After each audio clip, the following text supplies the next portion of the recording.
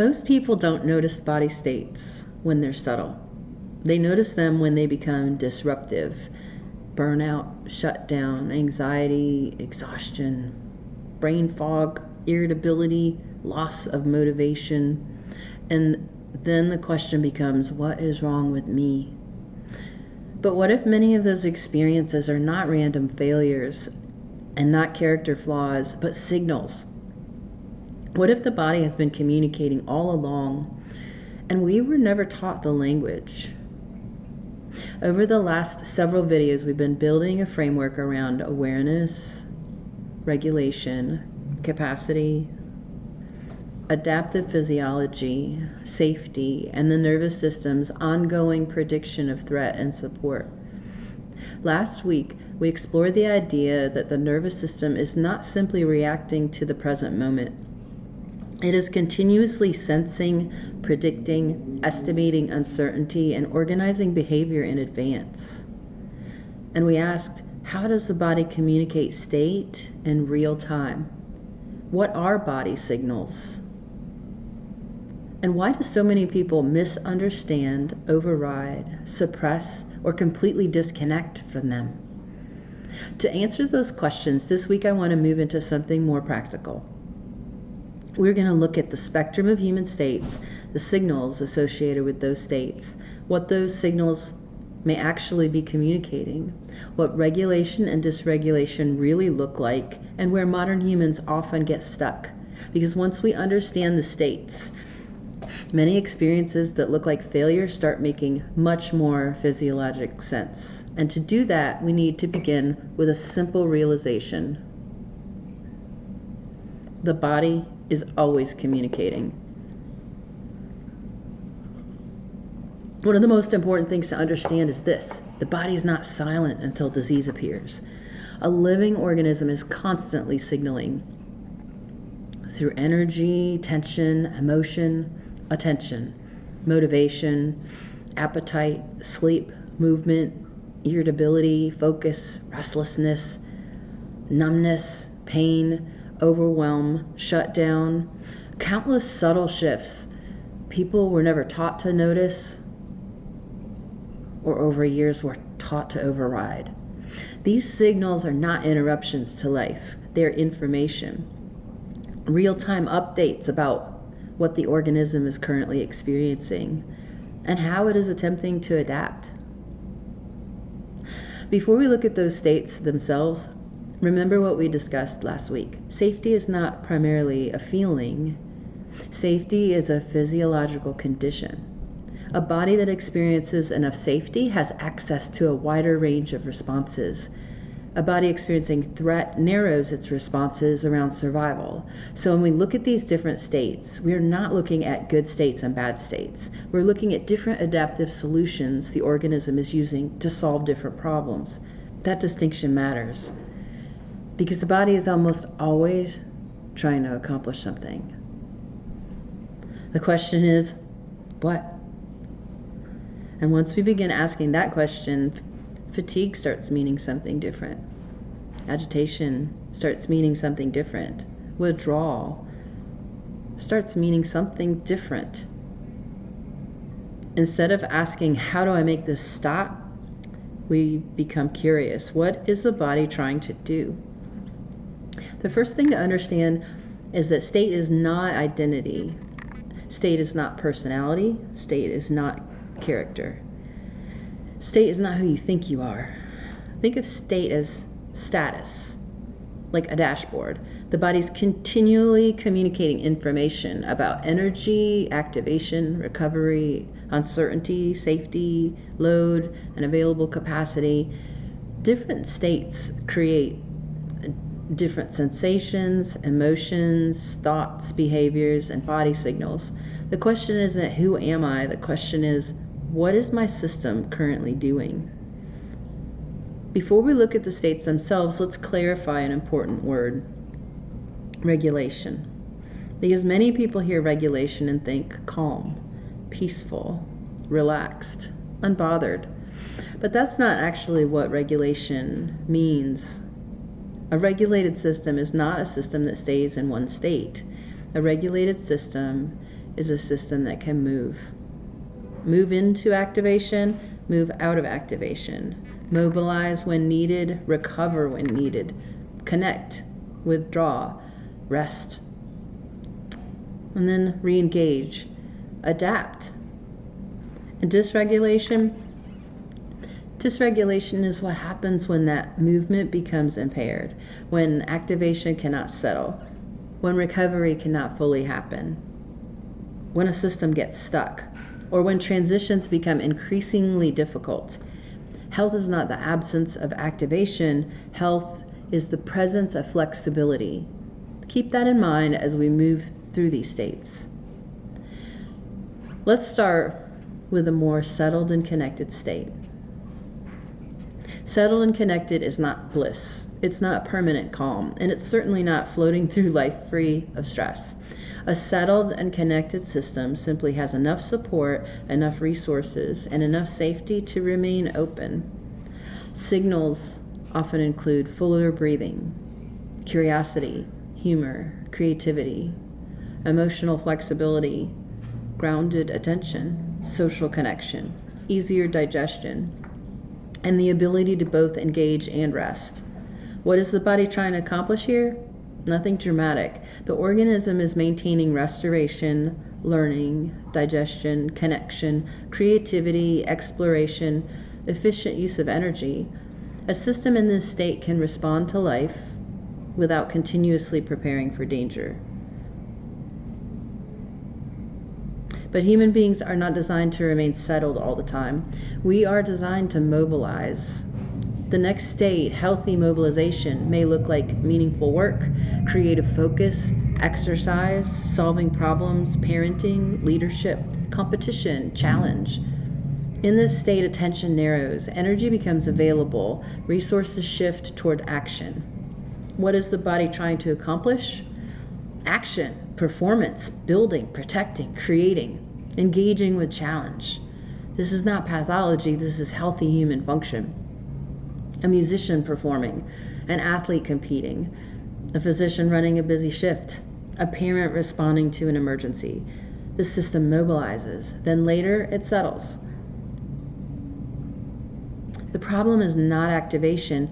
The problem is when activation stops resolving. And so the next state I'm going to describe as chronic overactivation, and many modern humans live here. Because it often looks productive, it is frequently rewarded. Signals may include urgency, racing thoughts, irritability, scanning, muscle tension, shallow breathing, sleep disruption, compulsive productivity, inability to relax, guilt when resting. What is agitation signaling in this state? Often it's not something is wrong. More often it's something needs attention, or something remains unresolved. Resources may be insufficient. Uncertainty remains high. Stay mobilized. Think about a time when you sent an important email. You keep checking for a response. You open 6 tabs. You make another coffee. Your jaw tightens and you can't settle. The signal that your body's giving you isn't just you're anxious. The signal may be the organism currently believes vigilance is useful. And this is where open loops become important. The nervous system is constantly trying to reduce uncertainty. When something feels unfinished, unresolved, unpredictable, or potentially important, activation naturally rises. Sometimes the loop closes on its own. You receive the response. The meeting ends. The challenge resolves. The activation crests and dissipates. But often in modern life, the loops don't close. There are 50 emails, 3 unfinished projects, a difficult relationship, financial uncertainty, news alerts, notifications, lingering decisions. The body keeps receiving signals that something important remains incomplete, so activation continues. Not because the body is malfunctioning, but because it's adapting. Once we recognize that, we can begin supporting completion. Sometimes that means solving the problem. Sometimes it means creating a decision or scheduling recovery, finishing a task. Sometimes it means intentionally allowing the body to discharge activation through movement, breath, connection, or rest. The goal is not eliminating activation. The goal is helping activation complete its cycle. So the organism no longer has to keep spending energy preparing for what has already passed. At the opposite end, systems may shift towards conservation, and this often gets labeled laziness, weakness, lack of motivation, depression, but physiologically something else may be happening. Signals may include heaviness, numbness, exhaustion, brain fog, withdrawal, reduced motivation, reduced emotional range, difficulty initiating action. What is fatigue signaling? Not always sleep deprivation, sometimes insufficient recovery, accumulated load, unresolved activation, resource conservation, disrupted rhythm. And what is shutdown trying to accomplish? The body's reducing expenditure, conserving resources, narrowing demands, protecting the organism from further depletion. From the outside, it may look like collapse, but from the body's perspective, it may be an attempt at survival. And now let's talk about the state many people will recognize most: fragmentation, oscillation, living between activation and depletion. In the morning, forced mobilization, alarm, phone, immediate cognitive load, caffeine before body awareness. Activation begins. Throughout the day, work demands, task switching, notifications, uncertainty, performance, emotional suppression, functional overactivation. By the afternoon, signals are emerging: brain fog, irritability, reduced flexibility, more caffeine, sugar cravings, reduced emotional bandwidth. The body begins communicating, and usually we override it. By evening, there's pseudo-recovery. For a lot of us, that looks like scrolling or streaming, alcohol, distraction, collapse, without true restoration. In the nighttime, there's incomplete settling. The mind continues predicting. Tension remains elevated. There's poor restoration. And then the whole cycle repeats. The problem isn't that the organism stops adapting. The organism is adapting constantly. The problem is that the adaptation's never fully complete. So this is where regulation and dysregulation become visible, where movement gets stuck. Modern humans often struggle with entering true rest, exiting activation cleanly, completing stress cycles, tolerating stillness, recovering deeply, recognizing signals early, trusting slowing down, transitioning between states fluidly. So instead of rhythmic adaptive movement, many systems become chronically mobilized, oscillatory, fragmented, or narrowed into fewer accessible states. Many people eventually conclude, this is just adulthood. This is just my personality.